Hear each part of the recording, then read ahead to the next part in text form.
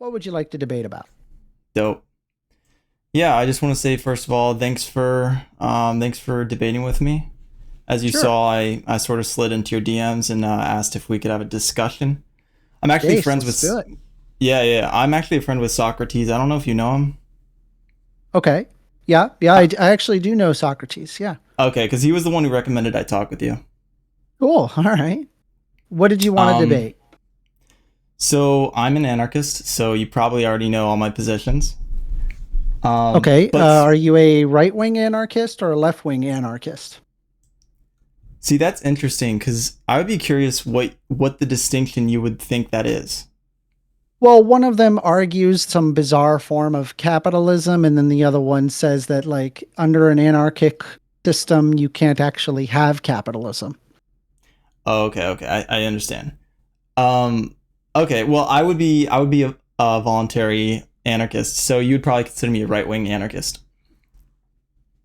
So you would say that you're in favor of capitalism? Yeah, I'm in favor of voluntary association, and capitalism is Mhm. just the natural process of voluntary association. Okay. All right. I see. Um, what do you think of I contract law? contract law. Well, we Mhm. can get into that if you want. I actually created an opening statement because I didn't know what you wanted to talk about. I saw that you had a position on Keynesian versus Austrian economics. Mhm. Um, Yep. I don't know if you're interested in that at all. I prepared like a Sure. little opening statement where my thoughts on inflation, specifically why I think Keynesians don't have a very good position on inflation. Well, yeah, I mean, there's the instance regarding stagflation, and then there's the additional instance where you have hyperinflation, where an Austrian position would be appropriate, right? But those are the only instances where it is appropriate, whereas every other situation, it's going to be Keynesian. Like you'll end up with more beneficial outcomes by applying Keynesian in most situations. Okay, so do you agree with the Austrians then on inflation at least? On certain parts of inflation, sure.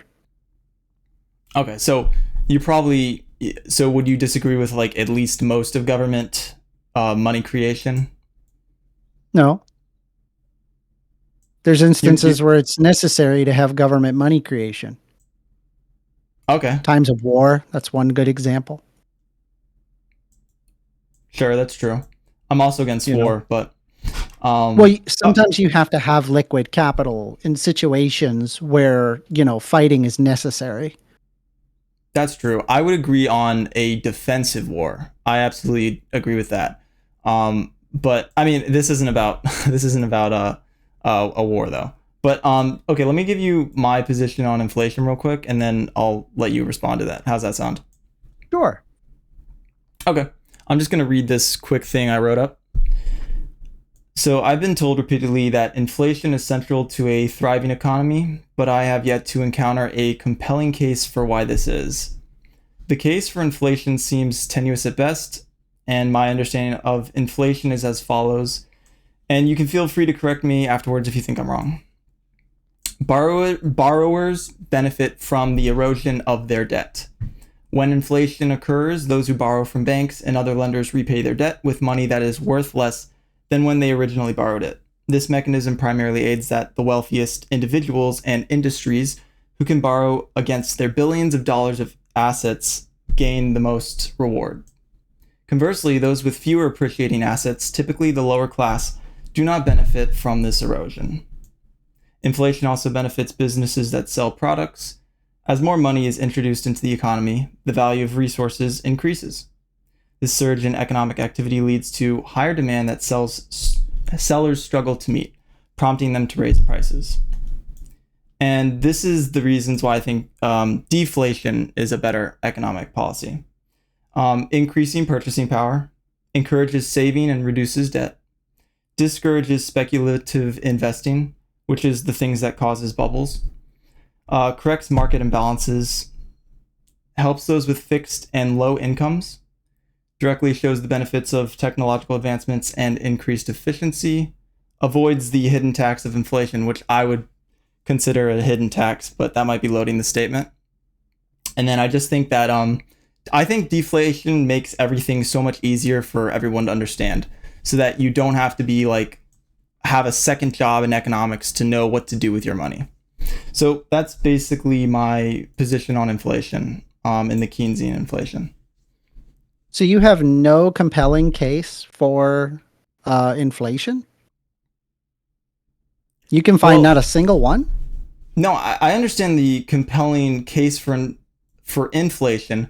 I'm just not sure that it's good enough to pursue. So I understand that inflation at its best, and maybe you have a better argument, but inflation is to stimulate the economy. And when you stimulate the economy, this essentially makes it so that our economy grows, more people go out into the economy and they work. They buy more products, and this is kind of what keeps things moving. The reason why I Okay. don't think this is the case is because it appears to me that we don't need any stimulant in the economy. People will naturally go to buy things that they want to buy. People will naturally save money that they want to save, and people will naturally invest when they want to invest. And I don't think people need to be prompted artificially in order to do those things. Are are you aware of what a deflationary spiral is? Yes. Okay, so then why would you say such a thing? You said Okay. that there's no compelling case and that people would naturally do that, but we have many historical implications of a deflationary spiral. For anybody who doesn't know what a deflationary spiral is, just for the audience, a deflationary spiral is where people know that their money will be worth more in the future, right? And so what happens is that people go, okay, I'm going to save my money now, knowing that it will be worth more later, right?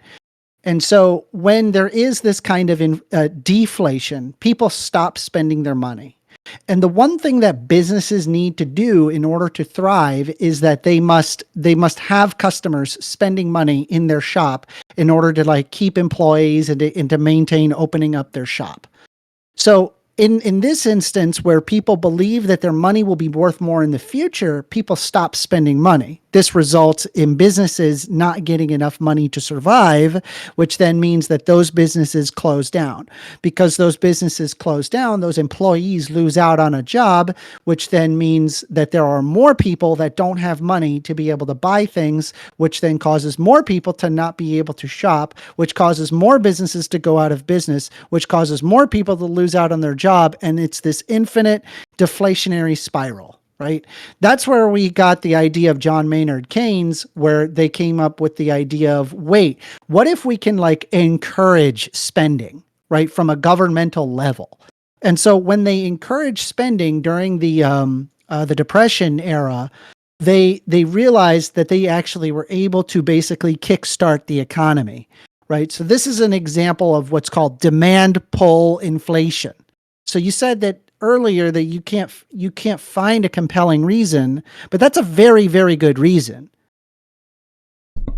Yeah. So, um, my understanding of the death spiral is that I think that it's not the case, because people will go out and buy and they when they need things. We have investments, and people that I want to mean, maybe invest will basic invest. necessities, Yeah, exactly. And I don't see but what's people wrong with want to that. live more than just the basic necessity. Like I don't want to live in like in like a dystopia where all I have is like the basic necessities. I want there to be more than just that. I want people to thrive. I don't want people to survive. Agreed. But also, I think that people should be able to choose what they want to do. They should be able to buy what they want to do, and they should be able to save their money. So I don't see. I just don't think that the death spiral will exist, and I don't think there's sufficient data. I've seen empirical That data did on it, happen. but they don't. Yeah, well, okay. There's different reasons attributed to the depressions, and as you know, there's different economic theories for why the depression and the recessions occurred. There's nothing that we know absolute. We have factors that we believe are highly attributed to these things, but they're still highly speculated upon. And as you would know, the Austrians assume that government spending is what causes the recessions to occur. But as per the point before, the reason why I think that deflation would be good is that I think it would be better if we had a savings economy where Wait, everybody you think chose to deflation do. is better than inflation? I think product deflation is good. Yeah. All right. Well, here's what I would probably recommend to you is well, you would assume that that's good, but you really should just look at your basic economist for this one. There you're going to find that no almost no economist is going to argue in favor of a product deflation because it causes the deflationary spiral that you're referring to. That's the problem. It doesn't spur on economic growth. It decelerates economic growth and it actually makes things worse. It causes less jobs. Okay, so I don't explain this better to me because my understanding is that there's appreciating assets will continuously go up in value. So things like gold and Bitcoin and other assets and things like these. And they're going up in value, but why does it's I guess there's two ways of looking at this, which is that hard assets can go up in value and in purchasing power, or they can stay stagnant and products go down in price, right? There's just two ways of looking at it. And they don't really change anything about the economy because we have the same amount of resources in the economy. Really, what's happening is every year, the efficiency gets better as we develop technology and, there's new investors and we have new employees and we have GDP growth and things like this happen. Now, in a deflationary economy, what would happen is the price of products and services would decrease and the money supply would stay the same. And so I think there's just two ways of looking at it. And I think that both economies or both types of systems have their advantages. But my position is just that a deflationary economy is more beneficial for everyone because everyone is a consumer. And not everyone is a wealthy investor like those who use debt to their advantage. Like we've got these people who borrow against their billions of dollars of assets and they can erode away their debt and they get, great profits out of it. But your everyday person, when their price is inflating, like you've noticed this probably, when you go to the store and the prices keep getting higher. My experience is that I don't get, I worked in retail. Why do you think the Federal Reserve, sorry, go ahead. Let me just say this one last thing and then I'll let you go. I've worked in retail my whole life and I get very, very small raises. And according to inflation, I'm actually losing money every year. So while they're giving me raises, if inflation's like 3% and I get a 1% raise, I'm actually losing 1% of the money I get from that job every year. So yeah. So let me ask you this. Why do you think that the Federal Reserve doesn't go into a negative interest rate triggering the deflation that you're referring to? Why don't they do that? I mean, they're economists, they're bankers, they are people who understand economics much more than you and I. But why would they go, I don't want to do this deflationary spiral? Why do they not want to do negative interest rates? Yeah. Well, because if they did negative interest rates, then they would lose money. Are you talking about why they wouldn't want a deflationary economy instead of an inflationary economy? That's the Federal Reserve. They basically can make as much money as they need. So they wouldn't lose money. They have the money. So there's no amount of lose money. They can print as much as they want. Right. So my problem to you is this. Why would they do this? Why would they like want it? Why does like almost every economist want the inflation on a yearly basis to be anywhere between 2 to 5%? Why? Well, their reasons are to stimulate the economy. But I mean, I don't want to get into conspiratorial territory. Why is different than what? So you think it's a conspiracy? Or how? You think it's a conspiracy? No, because right now we're talking about how things happen and who's going to be affected. Yes, when we talk about why. When we talk about why, we're talking about motivation, right? Well, I can give you the answer as to why I think why, right? Okay. Yeah, let me hear your answer. Well, you already answered it. It actually does output to a better economy. It actually does help the economy to stimulate spending. Now, I agree with you. There's a level of hyperinflation where a level of austerity politics or austerity economics is necessary, but that's a very long jump from what I'm talking about, or rather what you're talking about. Do you see what I'm saying? Yeah. Like I said before, both of these systems have their benefits. The only thing I'm saying is that a deflationary economy benefits more people. I think you're That's taking not the true. position, Not at all. benefits more the consumer, meaning people who are in poverty, people who don't make much money, people who are on fixed incomes. When we have inflationary, we have a debt-based economy, and you can use debt to, leverage your assets and then get more money and erode away your debt. That's why I Okay. think, and I think one of Do the you think range, that do you think that people tend to invest in do you think how about this? Is investment a good thing? yeah, absolutely. Right? It stimulates the economy, moves the economy forward. All right, cool. Good. So would you say that lack of investment is a bad thing then? Like there people are avoiding investing, Yeah, right? Less factories, less jobs, less everything. Okay? All right. So do people tend to invest when there is a weakening economy? yes. Really? Why don't you educate me on that? Uh, so you just said people tend to invest less when the economy is weakening, right? If an economy is weakening, normally what people do is that they run for the fucking hills. That's what they do. Yeah, so they stop investing, right? They pull out their Yeah. money. They They liquidate. put it into something that they know is going to give them value. Right. So they leave your economy and they take that money and go invest elsewhere where they know their money will be safe. I see what you're So saying. I when you have a weakening economy, right? This you're talking about something when you have deflation from an economic standpoint, just a raw economic standpoint. Deflation is where people aren't spending their money, causing people to drop their prices to try to get people to start buying again.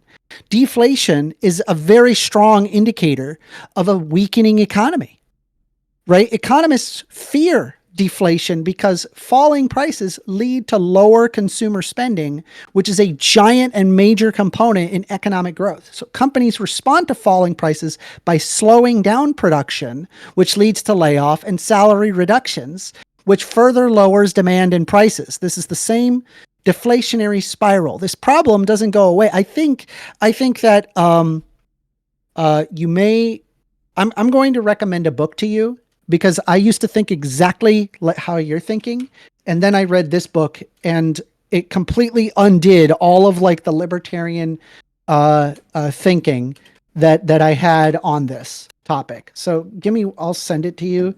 I'll post it in side chat. It is called Austerity by Mark Blith. Highly, highly recommend if you have Audible.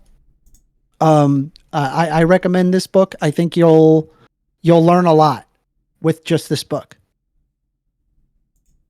Okay. Thanks.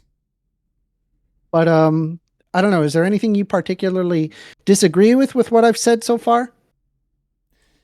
Um yeah, I mean it requires a discussion for I think so I'm just currently studying it right now. But from what I Mm-hmm. can see it makes complete sense. I can see that maybe I'm just not the best defense of it. Um my position is just, you've heard my position. But yeah, I believe that you're not losing any resources in a deflationary economy. It's basically just it's basically just a different way of looking at it, I suppose. Mm-hmm. But I Well, was watching. the kind of So deflation I think you're looking for is increased production of goods and products, which cause the product to decrease in price. That would be a sign of a healthy economy, right? And did it I not would say give cost you the deflation? I meant to say product and service deflation. okay, yeah. I mean, there's nothing wrong with that. Like, well, the Oh, product and okay. service deflation um, that comes down to just there being more products in the market, which shifts the supply curve to the right. That means that price P1 reaches P2 in lowering, and that would increase quantity demanded. So yeah, there's nothing wrong with that. That's fine.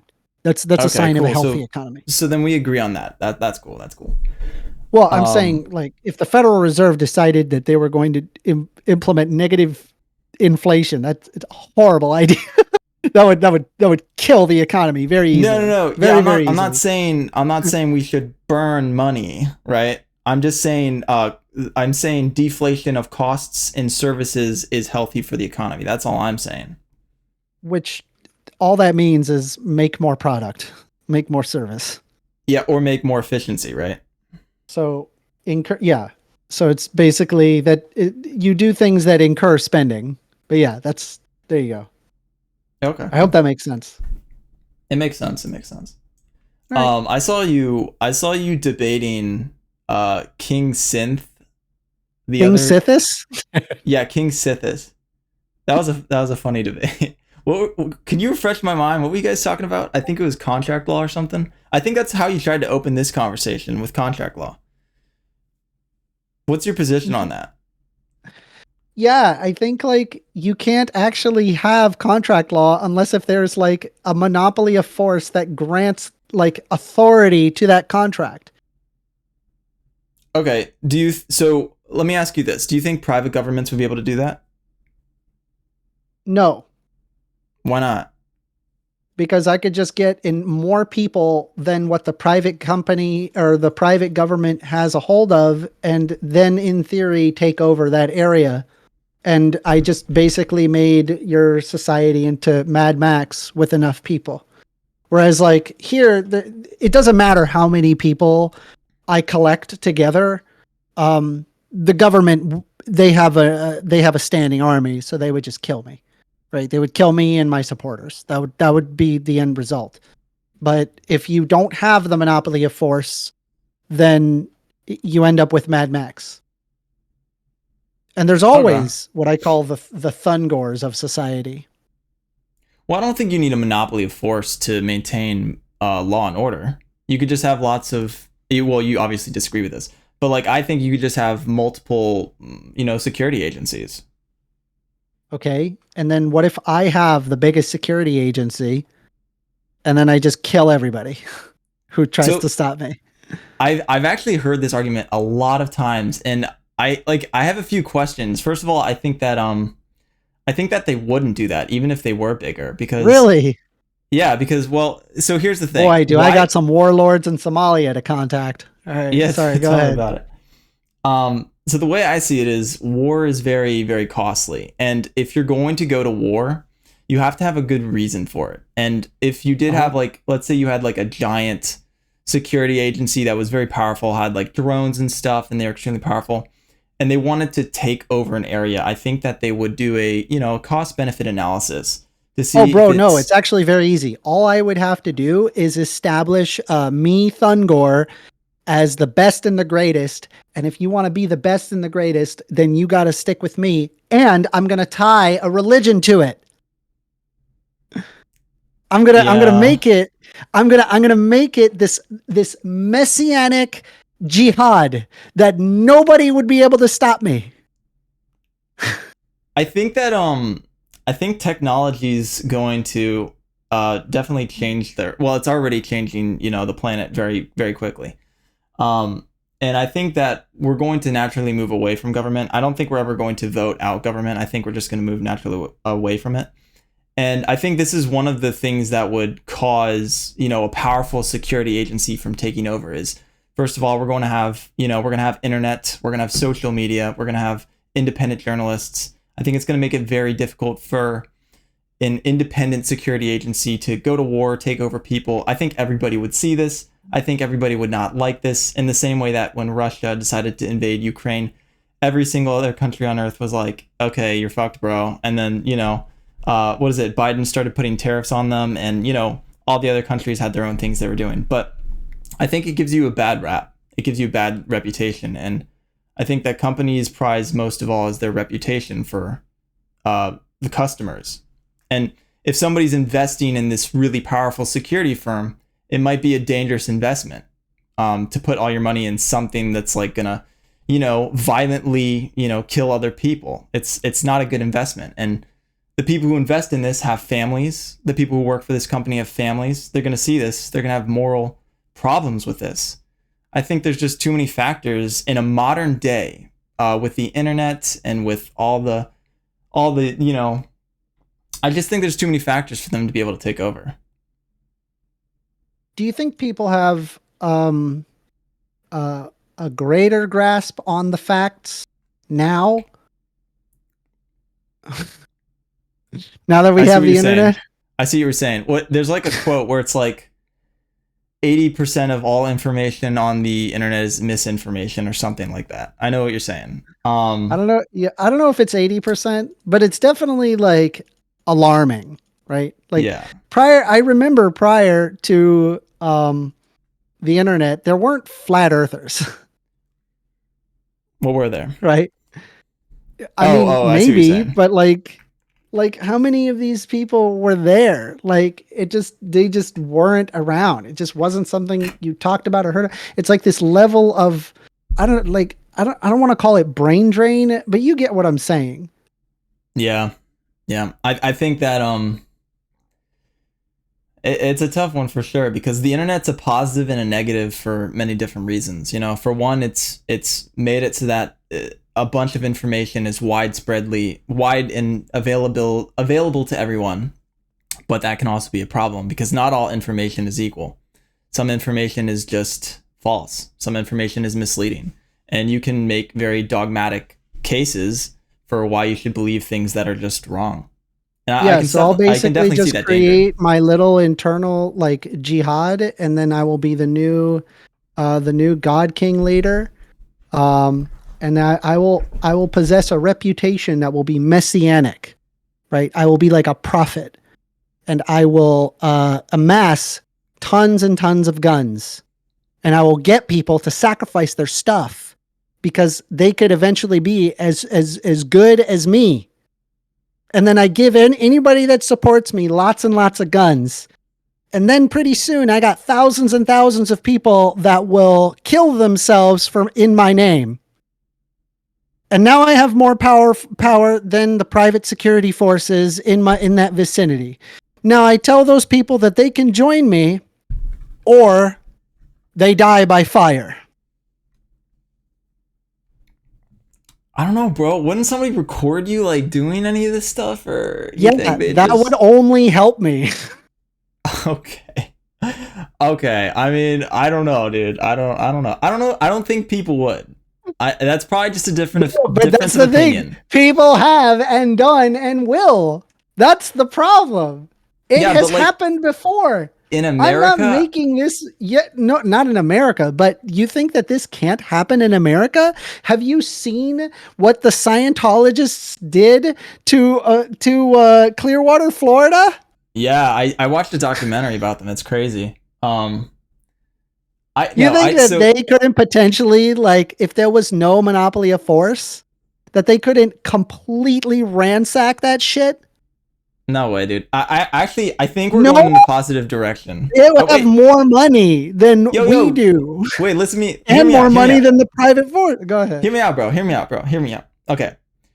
What do you think of YouTube, right? YouTube is interesting because it's a completely decentralized system where I think we both know that it is heavily censored in certain areas, especially when you're discussing some topics. But I think for the most part, YouTube is very decentralized in that you have millions of YouTubers making videos about other YouTubers and like keeping them accountable and like and I will agree with you, there's lots of misinformation, there's lots of bad opinions, but there's lots of people scrutinizing the behavior of other people, and they're showing this information to all the people on the internet. And you've got great people that rise out of this, like CoffeeZilla. I don't know if you like CoffeeZilla or not, but he basically exposes these scammers for everybody to see, and he does it for essentially free. He's getting paid by YouTube, Mhm. but he's turned it into entertainment. He's turned getting rid of scams into entertainment for free, and it's an incredible thing.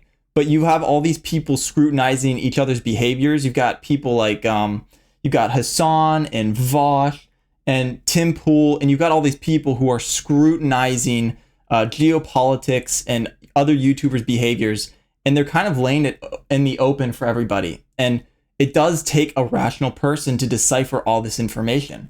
But I think Mhm. that we're going in a good direction where if we scrutinize all these details, we do get closer to the truth. Okay. Uh, well, do you think that, hmm, do you think that the, do you think that Donald Trump is like a person who is pro the facts? Would you say? Are they like a factual person? Do they consistently say factual statements? I think Donald Trump is a politician and he'll say what he needs to in order to get voted. Yeah, yeah. So do you think that he is a liar, or do you think that he's like generally he's a guy of fact? I wouldn't say he's a liar. I would say he lies a lot, probably. Okay. Would you say that would you say how popular do you think Donald Trump is? I would say he's pretty popular. But we have the internet. I don't understand. I Bro, but could here's fact check his work, and within I don't know 30 so seconds, I you can well already so find yeah. that almost everything he says coming out of his mouth is a lie. Almost But all this of it. is dude, this is the And problem with so, but here's politics. the thing, right? I can Google it and do that information, but I'm fighting with 150 million Americans that say that I'm the idiot. So I Like I I don't think just having access to the facts is going to make things better for you. I really don't. I think you're assuming that all people who support Trump agree with Trump, like most of the stuff he says. I would I disagree. never I would said say that. that most I never said people. that. Okay, well, I would say that most people are choosing the lesser of two evils when they support Trump. That's what I think would be. If Trump can do one thing better than Biden, then I think that people will prefer to support Trump over Biden.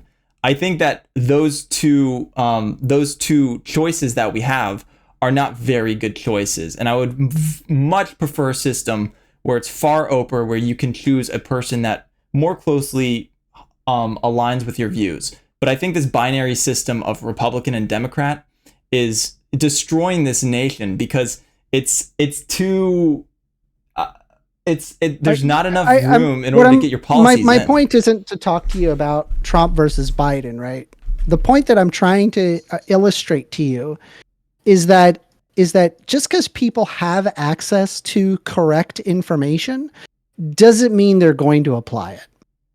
In fact, it's quite probable that they go in the literal opposite direction. Yeah, that can certainly be the case. Well, to me, that's a big concern. I'm concerned about that. Are you concerned about that? I'm very concerned about that. I am concerned about that. And well, I mean this I think this sort of brings it back to anarchism where that's exactly why I'm an anarchist. I don't want people who are misinformed to choose the state of my life. That's sort of what we I've have in heard people politics. tell me unironically, right? Unironically, based off of what's that one freaking moron that he said 1 times 1 equals 2.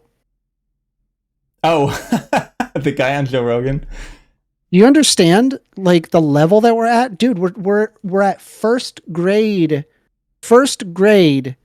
mathematics, and they're like, this guy's a genius.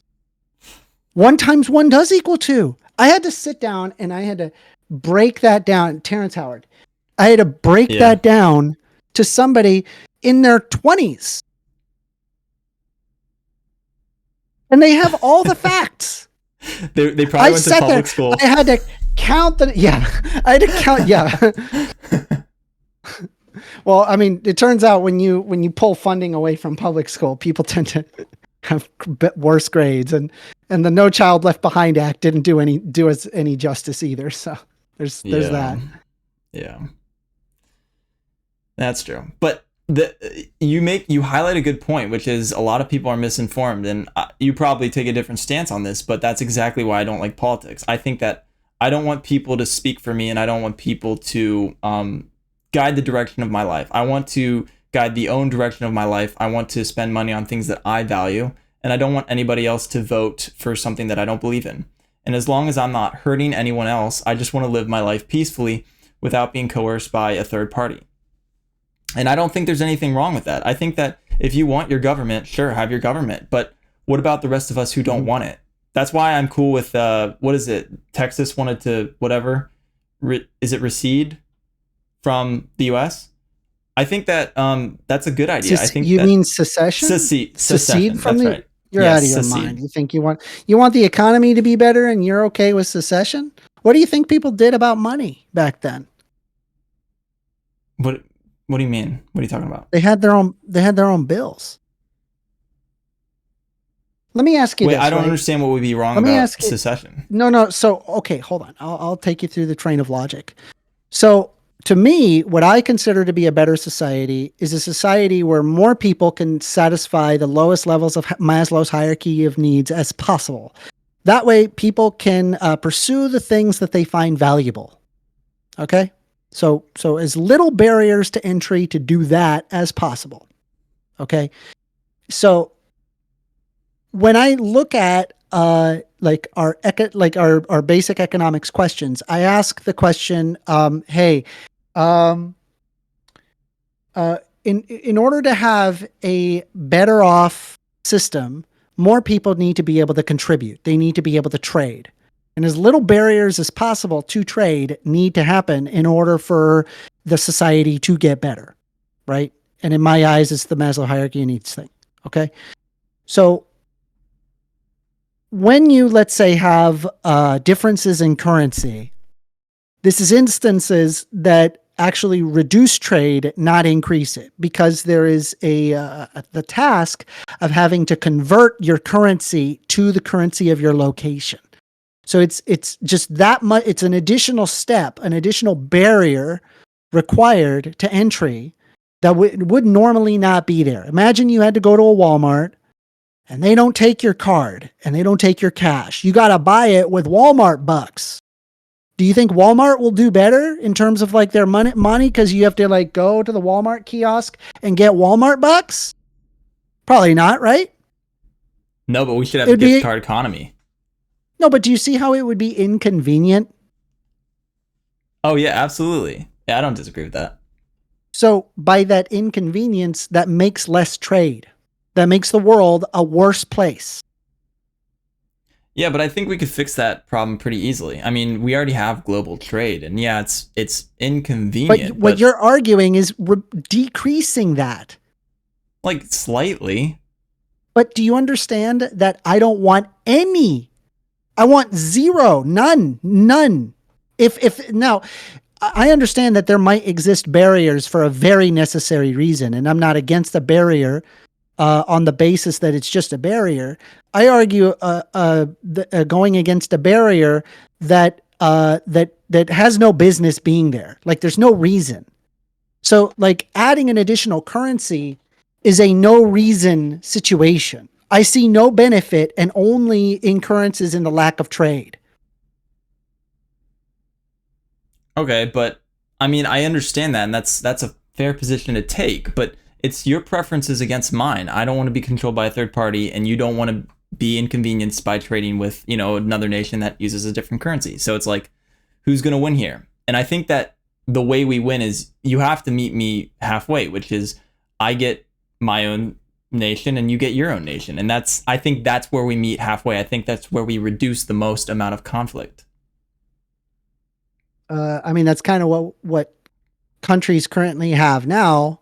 But I'm saying that like it doesn't do us any good, and in fact, it doesn't do you any good either by having this additional, uh, trade barrier that makes it harder to trade. Well, it It doesn't just do doesn't me make any any sense.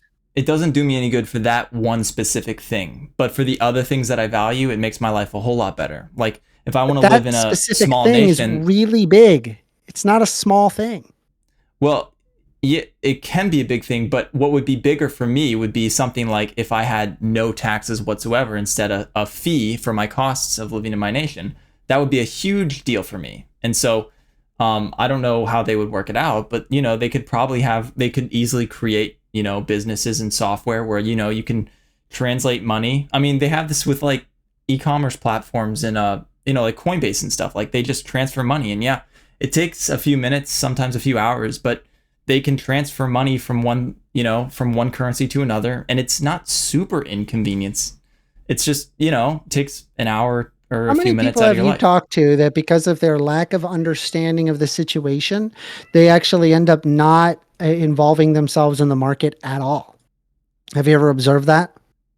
I don't talk to people much.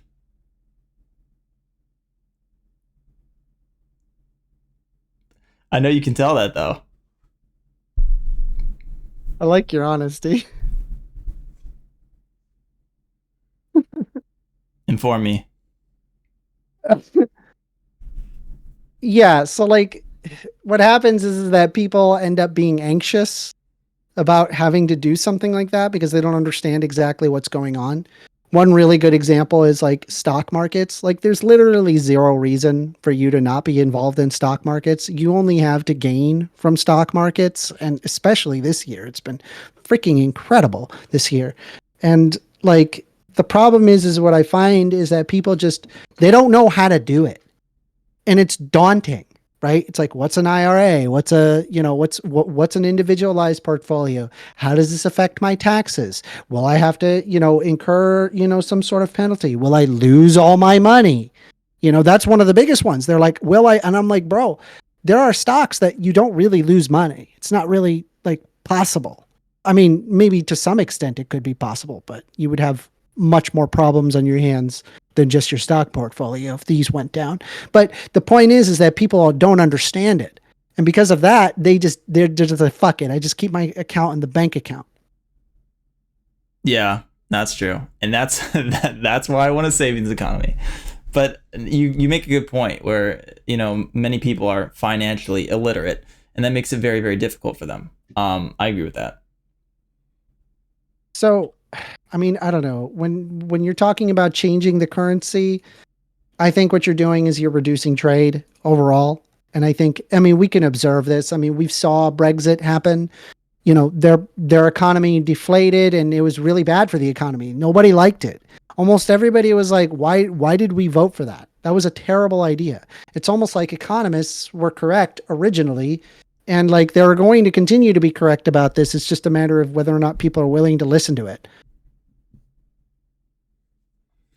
Yeah, and I mean, I would agree with you. There's trade offs on everything, and in the same way where like maybe a global like government would be a good thing in certain areas, I don't think that it would be best in all areas. So like if you had a global government, sure, you could definitely have a wide ranging safety net for like people who need things, who need products and services.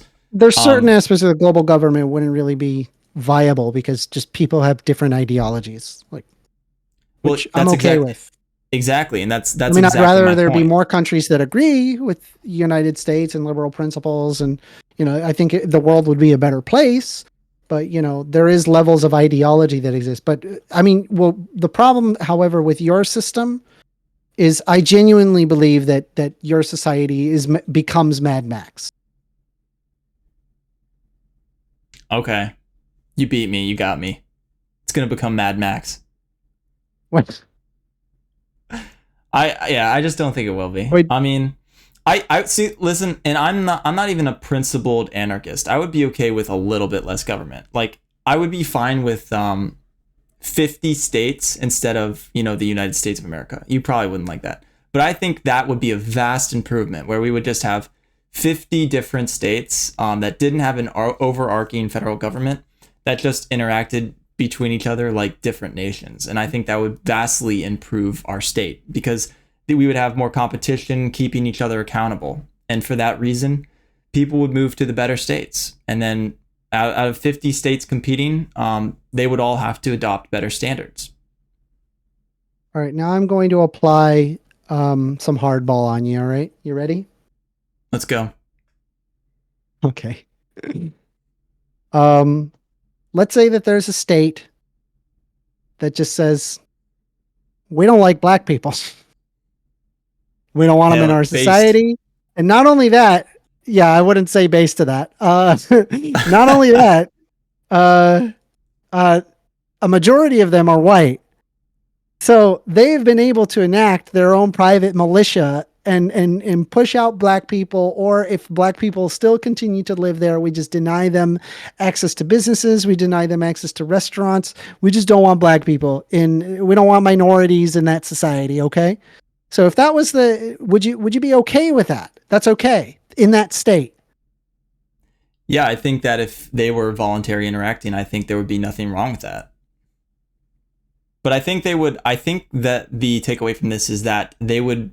There probably wouldn't be a lot of people who agree with that, and they would. Most people would probably move away from that state and go to another state. And so I think that state would realize that their ideas is not working, and they would have to adopt a better standard. But this is the problem, right? People don't just move because like the market efficiency is there. People will just do it because they possess some prejudice. That's what was observed in the South. Do you know what made it stop? You're gonna say the Civil War, right? No, no, no, no, because we still had problems then. Right. We created the Civil Rights Act. So by the power of a gun, with force, we said no more. You're not allowed to do this. You can't do it. You're removing the inalienable rights of every individual who is a minority who cannot control it. That is not their fault. That's your fault. You have to be responsible for that. And so now you can't just simply deny a black person simply for being black access to a restaurant, a job, a building. They are allowed to contribute in society. That's what we did, and it worked. Right, but if you extend that, it's going to make things work worse as you don't draw a line for how far that goes. And what ends up happening is, while that's good intentions, and it's probably a good idea to do something like that, to create a standard like that, where you shouldn't discriminate against people, the unintended side effects are going to make something what we have now today, which is we have a wide swinging scale to the other side, where it's no longer, it's bad to discriminate. It's like now we have like tokenism, and tokenism is so widespread and people use it, and it's ridiculous. It's like the other side of racism. It's like you have, direct racism, where you're just indiscriminately being, rude to people and such. And then you have the other side, which is where you're just using people instead, and you're using them as a token for your means. What? But like I see that in businesses nowadays, and I've seen that in my workplace specifically, and it hasn't had good effects, because I don't know what you think about meritocracy, but I think that meritocracy is like Lady Justice, she wears a blindfold. It's the same with meritocracy, where you wear a blindfold, and the best should go to the top, and that's what leads you to the most efficient state. Do you think? I mean, we're getting off topic a bit, because have we been on topic? Yeah, we've been talking about your anarchic society. True. I just think it makes.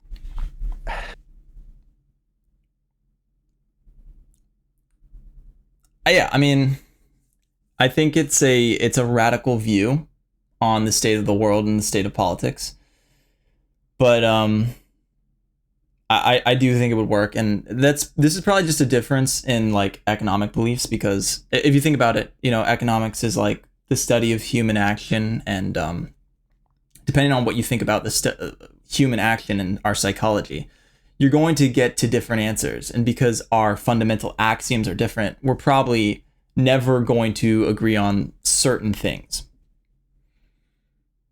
And one of those things is like, I don't know, like market efficiency, free market efficiency, human action, marginal utility, things like this. We probably have disagreements on this, and that will never enable us to see eye to eye. But I think we can agree that liberalism's a good idea for the most part. That's good. I like that. That's a good closing. Hell yeah. Well, I mean, I seriously highly recommend you read that book I sent you. If you have an Audible subscription, get one, because you'll learn a lot by just reading books. Like, it's insane. Stop reading YouTube. Stop watching YouTube. Stop. I mostly read online, actually, free stuff, because I don't have a lot of money, but I mostly read online. Okay. All right. Yeah. I don't think Audible's that expensive. I think it's like, what is it, like $15 a month and then you get one book a month. It's great. You'll love it. Anyway, it was good talking to you, buddy. Yeah, thanks. Also, I recorded this for my YouTube channel. You're cool with that, right? Perfect. Yeah, you're fine. All right, thanks, man. I'll even link me your YouTube channel and I'll put it in my comments. Oh, sweet. And also, Yeah, no we should have problem. a talk some other time at some point. Maybe. Hell yeah, base, dude. Yeah, I was much less friendly to King said this? King Sith. Dude, I was That watching guy has that the today. worst takes ever. That guy is I the was, worst. you guys were talking about the same thing for 30 minutes. I was losing my mind. I was like, I know you didn't like his take on, I don't even remember what his take was, but he said it like 6 times or something. I forget exactly what his words was. He was like, you can't, he just kept restating the definition of something and you disagreed with him about it. And it kept going in circles. But yeah, it was funny. Yeah. Yeah. It's good content. Anyway. Yeah. Anyway, thanks, man. I'll link my YouTube channel in chat. I appreciate it. Sounds good. No problem. Bye-bye. All right, see ya.